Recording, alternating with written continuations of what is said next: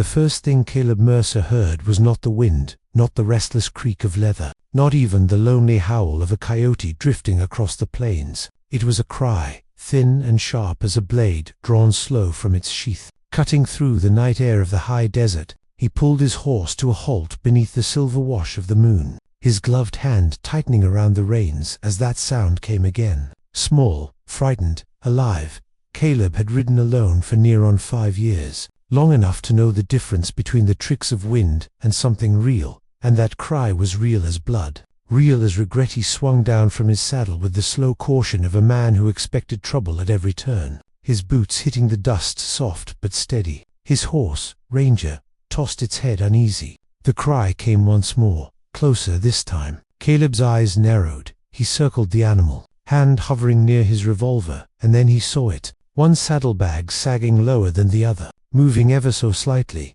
like something inside had a heartbeat. He frowned deep, knowing he had packed no such cargo. He had ridden out of Red Hollow with nothing but dried beans, jerky, and a bottle of cheap whiskey he had not yet opened. Slowly, like he was diffusing a stick of dynamite, Caleb unbuckled the saddlebag and pulled it open. Inside, wrapped in a faded blue blanket, lay a baby girl, her face red from crying, fists no bigger than silver dollars waving in the air. Caleb staggered back a half step, breath leaving him in a rush. He had faced down rustlers, bandits, and one mean sheriff, with a temper like summer lightning, but he had never faced something so small, so helpless. She quieted when the cold air hit her cheeks, blinking up at him with wide dark eyes that seemed to knowing for such a tiny soul. Tucked beside her was a folded envelope, worn but dry, his name scrawled across the front, in handwriting he had not seen in years. Caleb Mercer, it read, like a ghost calling him back to life. His chest tightened, fingers trembling as he broke the seal. He had buried that handwriting along with every good memory he owned. He unfolded the paper slow, careful not to tear what felt fragile as spun glass. The moonlight was enough for him to read, though each word burned clear as day. Caleb, if you are reading this, then I have run out of road. The letter began, and his jaw clenched tight. The words told of sickness, of fear, of enemies that would not forget old grudges. The baby is yours. Her name is Eliza May. She deserves more than the life chasing us would give her. I could not trust anyone else. Not in this town, not in any other. Find her a safe place, or better yet, become it. Caleb swallowed hard. The desert felt suddenly too wide, too empty. Like the world had shifted under his boots. Memories rose like dust devils in his mind. Annabelle laughing beneath cottonwood trees. Annabelle promising she would wait. Annabelle standing on the platform of a train bound east, while he chose the outlaw trail instead of her steady hand.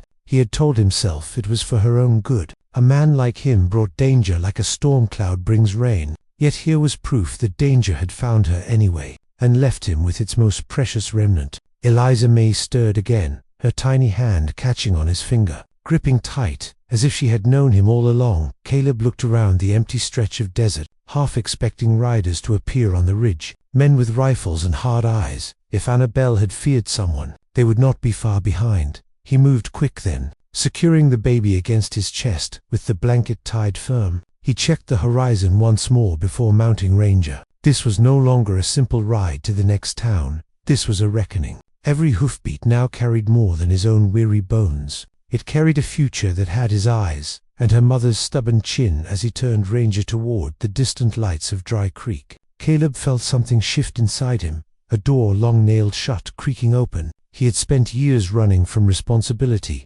from love, from anything that asked more of him than a quick draw and a fast horse. But the weight of Eliza May against his chest was different. It was heavy in a way that steadied him, like a rifle balanced just right in his hands. The moon rode high above, witness to a hardened cowboy riding into town with a baby in his arms and a letter burning in his pocket. And for the first time in years, Caleb Mercer was not running away. He was riding toward something, and he knew the trail ahead would not be easy. But he also knew he would not ride it alone. Dry Creek did not sleep easy, not even under the pale wash of dawn. And when Caleb Mercer rode in with a baby tied against his chest, every curtain twitched and every porchboard creaked with quiet suspicion. Ranger's hooves struck the hard-packed earth of the main street, raising small clouds of dust that glowed gold in the rising sun. Caleb kept his chin low, hat brim shadowing his eyes. He could feel Eliza May's warm breath through his shirt. Steady and trusting, the saloon doors stood half open, the blacksmith's forge already coughing smoke into the morning sky, and somewhere a church bell rang slow and hollow, like a warning meant only for him. He headed straight for the boarding house run by Widow Harlow, a woman whose tongue was sharper than barbed wire, but whose heart had a reputation for bending when it needed to. She stood on the porch with her arms crossed, grey hair pulled tight as a rope. Her eyes dropped first to the baby, then lifted to Caleb's face, and something in her expression shifted from suspicion to stunned disbelief. Caleb did not waste time with pleasantries. He told her he needed a room, hot water, and milk if she had it. He did not explain the letter, nor the name stitched into his thoughts like a brand. Widow Harlow stepped aside without another word, and that alone felt like a small mercy inside the boarding house. The air smelled of soap and old wood. Caleb laid Eliza May on the narrow bed, awkward hands fumbling with the blanket as she began to fuss again. He had faced gunfights with steadier nerves than he felt now. Widow Harlow returned with a chipped cup of warm milk and a cloth, showing him how to hold the baby just so, how to tilt the cup careful and slow. Caleb watched every movement like a man learning to reload for the first time. Eliza May quieted once more, her tiny fingers curling around nothing, her lashes resting soft against her cheeks.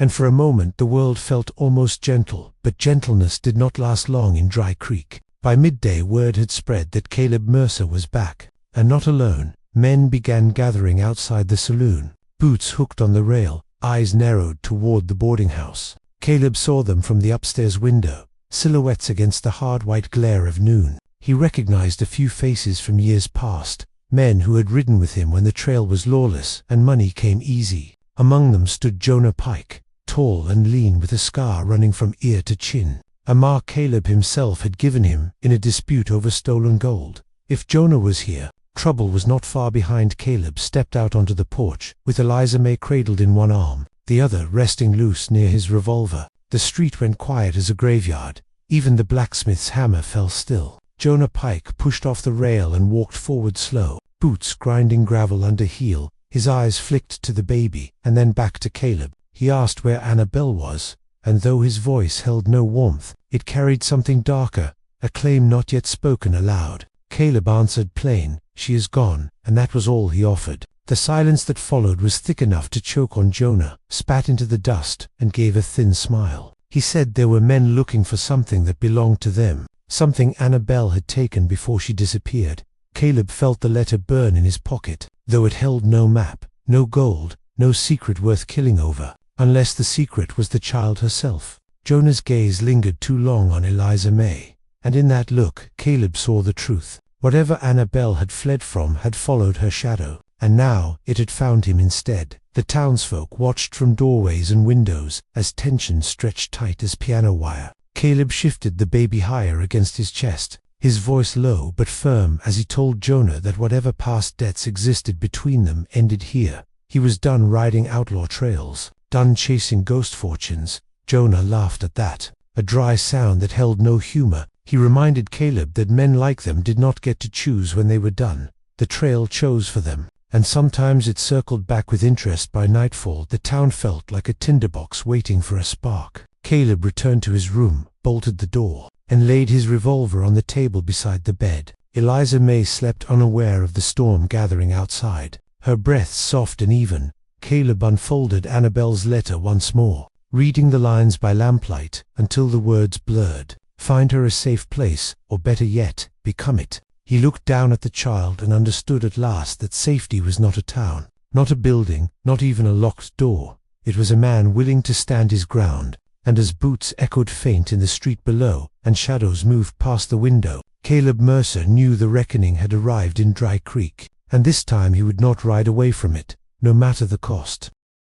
The knock came just past midnight, not loud, not hurried, but steady as a drumbeat before a hanging. Caleb Mercer was already awake, sitting in the dark with his revolver resting across his thigh. Eliza May, sleeping in the cradle Widow Harlow had dragged in from the attic. The lamplight was turned low, shadows long and thin against the walls. The knock came again, 3 slow raps. Caleb rose without a word, every nerve alive. He stepped to the door and spoke through the wood, telling whoever stood there to say their piece. Jonah Pike's voice answered smooth as oil, saying they only wanted to talk. Caleb opened the door just enough to see the street, moonlight spilling silver across Dry Creek. Jonah stood with two men behind him, rifles loose in their hands, their hats pulled low. The town watched from behind curtains and cracked shutters, silent witnesses to whatever would unfold. Jonah claimed they had no quarrel with the child, only with something Annabelle had taken. He insisted she had hidden a map,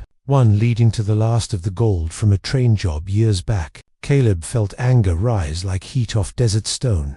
Annabelle had left that life behind, and if she had taken anything, it had not been gold. It had been hope. When Caleb told them there was no map, Jonah's eyes hardened. He said maybe the letter in Caleb's pocket would tell a different story. And in that moment, Caleb understood the truth. Someone had seen the envelope. Someone had talked. Word traveled faster than a prairie fire. Jonah stepped forward, reaching, and Caleb moved quicker. The door flew open. The revolver came up, and the night split with thunder. One of Jonah's men stumbled back with a cry, rifle clattering to the dirt. Horses down the street reared and whinnied, and Dry Creek exploded into chaos. Gunfire cracked against wood and brick. Splinters flew from the boarding house railing. Caleb stood firm in the doorway, each shot measured and cold. He did not fire wild, he fired to end it.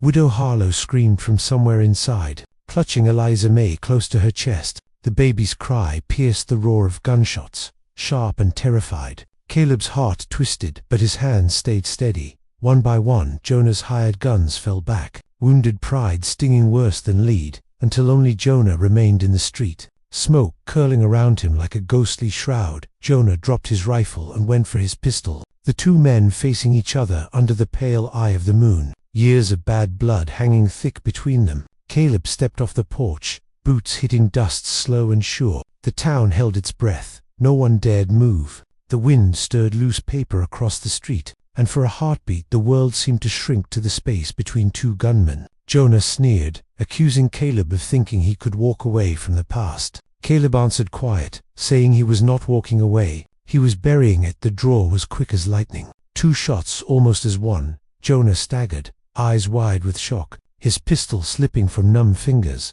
He fell to his knees, and then to the dirt, the scar along his face stark white in the moonlight. The silence that followed was heavy and final. Caleb stood there a long moment, smoke drifting from his barrel, the past lying still at his feet. The men who had once ridden beside him now scattered to the edges of the dark, unwilling to test their luck further. Sheriff Talbot pushed through the gathering townsfolk at last, too late to stop what had already been decided. He looked down at Jonah, then up at Caleb, and asked if it was finished. Caleb nodded once, saying it was, and that he would answer for what he had done if need be. But no one stepped forward to challenge him. The town had seen who fired first, had seen who stood to protect a child. Sometimes justice in places like Dry Creek did not wear a badge. Sometimes it wore dust and regret instead as dawn broke over the rooftops, painting the sky in pale gold and rose. Caleb returned to the boarding house. Widow Harlow placed Eliza May back in his arms, the baby quiet now,